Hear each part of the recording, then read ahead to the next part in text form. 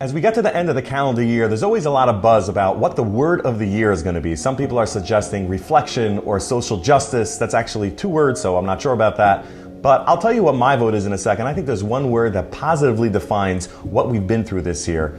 But first I want to give you an explanation for a question that many have asked, and I'm sure you've heard before because it's really glaring. In our Parsha, we talk about the story of Eliezer finding the perfect wife for Yitzchak. And not only does the Torah give a lot of detail in exactly what his efforts were to find the right wife for Yitzchak, but when he repeats the story over to Rivka's family, the Torah repeats the entire story all over again. The Torah is usually so specific in what words it uses and not saying anything extra. Why are we embellishing so much to say the story twice over here? Reb Chatzkel Levenstein explains that the Torah here is teaching us a very valuable lesson, and it was worth the Torah repeating all this in order for us to learn this.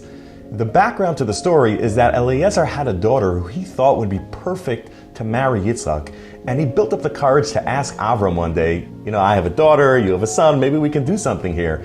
And Avram said, it's not going to happen, it won't work out. And Eliezer was distraught about it.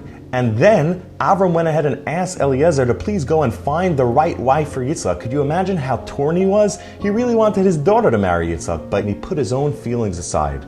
That is the lesson that the Torah is trying to teach us here and why it repeats it.